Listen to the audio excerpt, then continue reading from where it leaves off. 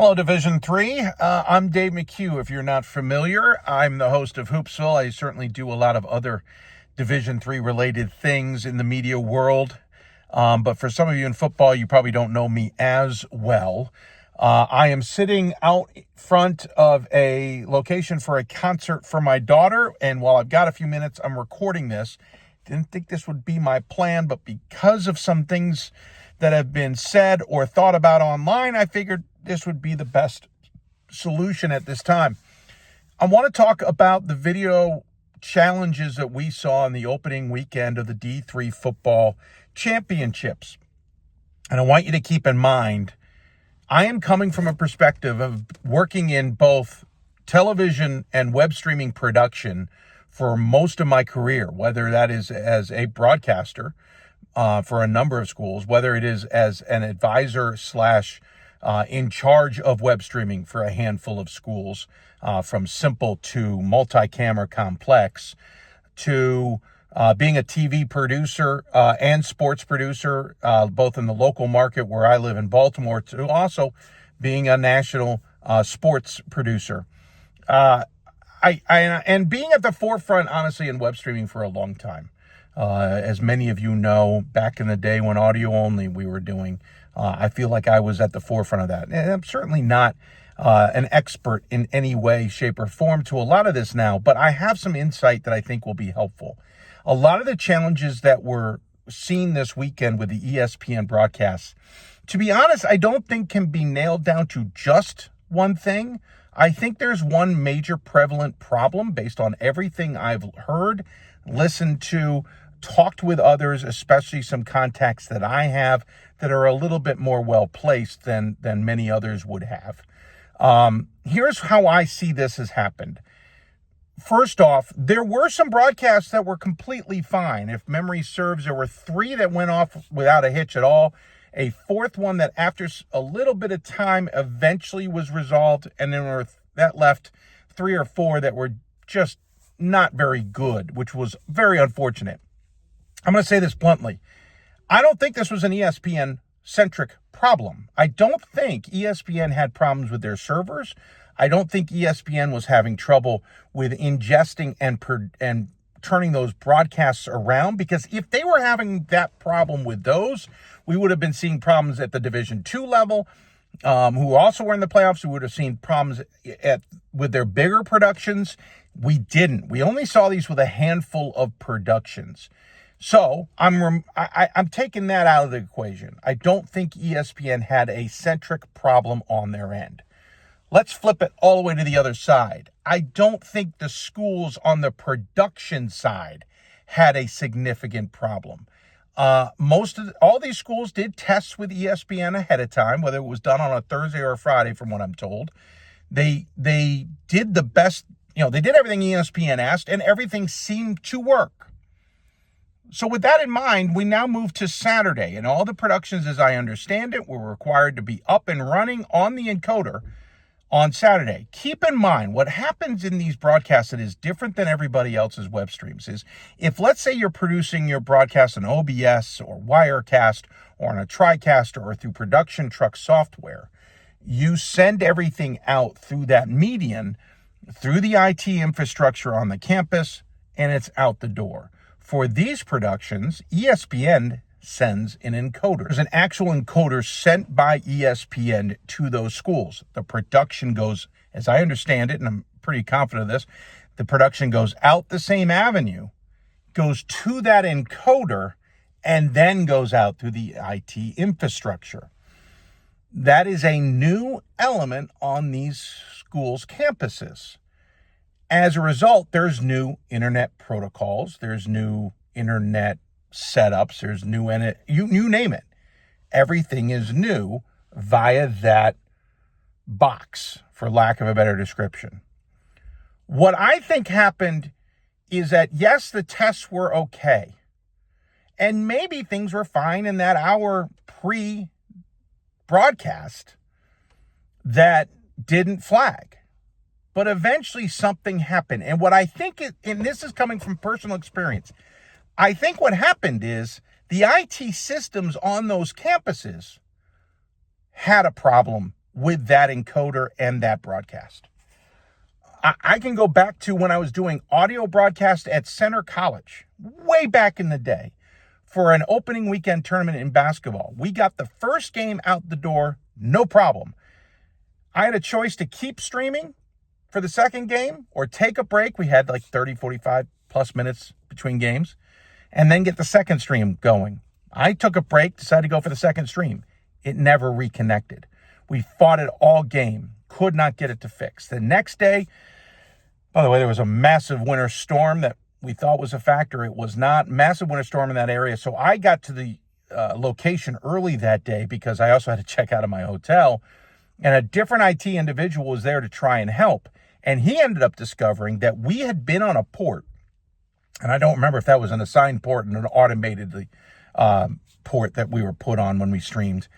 That port had been a problem for that institution not so many months prior, where China had used that port to get into the system and steal stuff from the library, the science department, et cetera, at Center.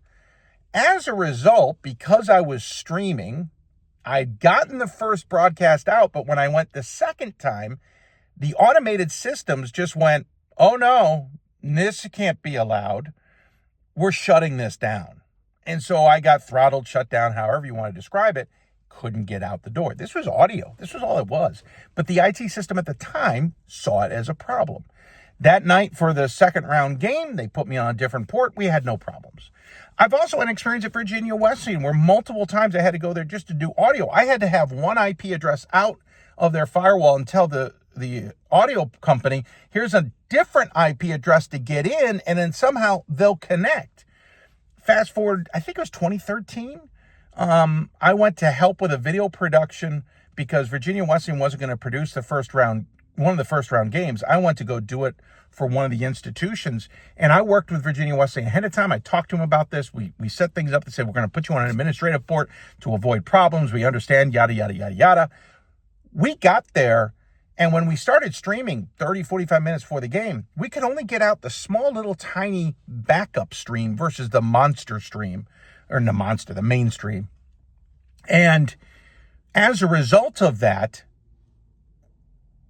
we didn't have a good stream. And the IT department came over, and they're working on my computer for 30 to 45 minutes trying to figure this out. They have their laptop sitting next to them. They never open it. And I keep saying to them, could you please open it and check the port? Please check my stream. Please check the system. Please check to make sure things aren't getting throttled, because it felt like I was getting squeezed, and thus the only thing that was getting out was a tiny little backup stream that was kind of crappy. They refused to check it. They said, you're on an administrative port. This shouldn't be a problem. But that was the problem. The system said, you might be on an administrative port, but something's wrong with what you're trying to do in our mind, according to the automated system, and so we're throttling it. We ended up streaming the small little backup that was really poor video quality, but that way we got something out the door. We never got the main stream out.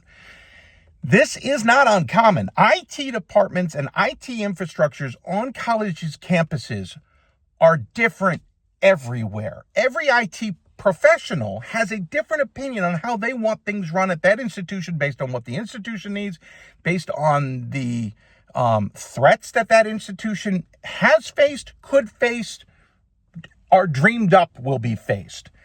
And if you add something new, this suddenly becomes a problem if not everybody's on the same page. I will give you an example. I swear to this. If those schools had been streaming like they normally did and just repointed to ESPN and not had that encoder, I bet we would have seen less problems. So what I don't think is involved in the pre-testing and all of the workup in anybody's mind is contact the IT department. Let's make sure that this gets out the door okay and those protocols are fine. Now, you might point at some Division I's and go, well, what's the problem at the Division I's? They don't have a problem. Well, they all had problems early on. Patriot League's on ESPN Plus. I have some experience with that with some of my work. I am pretty confident that there were problems in the early days of that setup with ESPN Plus, but now those infrastructures and those IT departments, even including ones at the Army and Navy, understand those things and can set up a system to allow those things to go out the door. Here's what I'm hoping happens this week, is that IT gets involved, or is brought in, I should say, is brought into these conversations for the test and eventually for the broadcast on a holiday weekend. Somebody's available in case something does not go well. What I think is happening is that's our hiccup. Something in the IT systems on those campuses is flagging this, restricting the broadcast, throttling it, whatever you want to be. That's what I visually was seeing. I was seeing a broadcast that was struggling to get out the door. And so we were seeing audio is a smaller package size, so you can hear audio without seeing video. That was getting out the door. You were getting bits and pieces of video. You weren't getting great quality video because the packaging was so big, and basically the IT system was throttling everything down to a smaller size. Here's another thing, a couple other things that I think also happened, because I think that's the problem, but that wasn't the only contributing problem. The other contributing problem was I also don't think ESPN monitors their streams, and nobody does, well enough. I don't think Flow monitors their streams well enough. I know Huddle used to, and I'm pretty sure Huddle doesn't monitor their streams as well as they used to.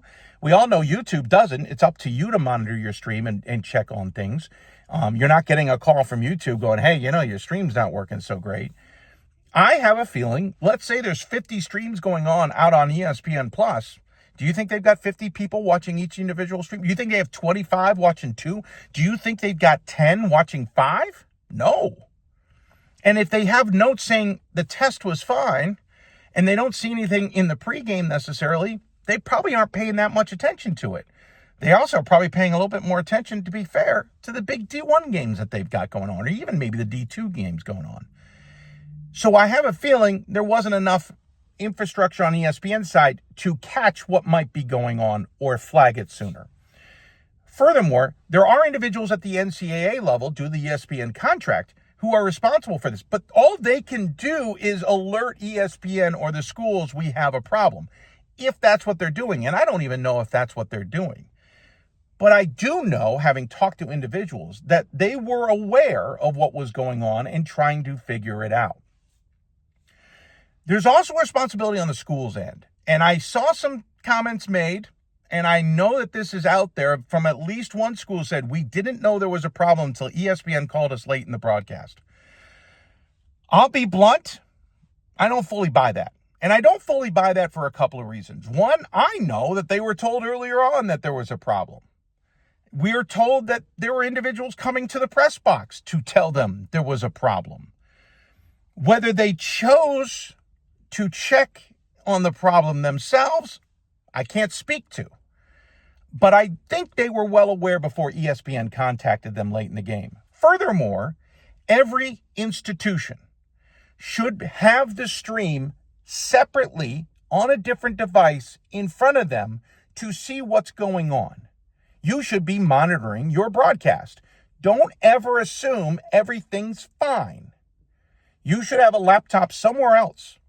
Just bring the stream in. It's a great backup, by the way, to double check plays anyway, right? And if you don't have that, you're not monitoring your own stream. And then if you do know there's a problem and you choose not to do anything about it, and I have a feeling that could be in play too, that's on them. But they also may not be able to fix it. And I don't think anybody who was having trouble with these streams thought, let me call my IT department. Let me see if they see there's a problem. I would not be surprised if that happened. I know one school that had an issue that got it cleared up. We've heard that basically there was some misinformation maybe on the ESPN side. Once that was cleared, everything was fine. That's not what happened to the rest of these because they were getting out the door. I think there was an IT problem. I think the infrastructure on the campus, not at the streaming, not at the production side, but somewhere in between going out the door, I think it got throttled. When it got throttled, ESPN didn't notice it in time. And when ESPN did notice it, they may have started looking at themselves first, then contacting the school. In the meantime, the schools weren't monitoring it most likely. And if they were, they're trying to figure it out again on their end, not figuring it out. And nobody thought, hey, we should call IT. And that's not a fault of anybody. I don't think that's a normal conversation. So it gets back to my point. IT needs to be involved in these. IT needs to understand that this is this is going to occur on our campus, that this could be a problem or it may not be a problem, but we got to set up a way of carving out an avenue so that this stream can head out the door and then there are no problems, but then put someone on standby, especially on the holiday weekend, in case there are problems, they can troubleshoot, chase, and solve them as quickly as possible. I think that's what happened this weekend. It's not all on ESPN. It's not on all of the schools and the productions. There's a cacophony of issues there with one big central one, I think. Get those all solved and we'll be fine. So stop blaming ESPN, in my opinion. Don't necessarily blame the schools. It's a learning experience. And I think in general, the entire process has to be evolved a little bit to get more people involved in these conversations when something new comes on site to do these streams so that everybody is prepared. I hope that makes sense. If you want to, contact me. I'd be happy to answer questions. And don't believe everything you're seeing on the internet from those who say they know, because I'll be honest with you, I've read some of the stuff and I don't think they know. Hope that's helpful.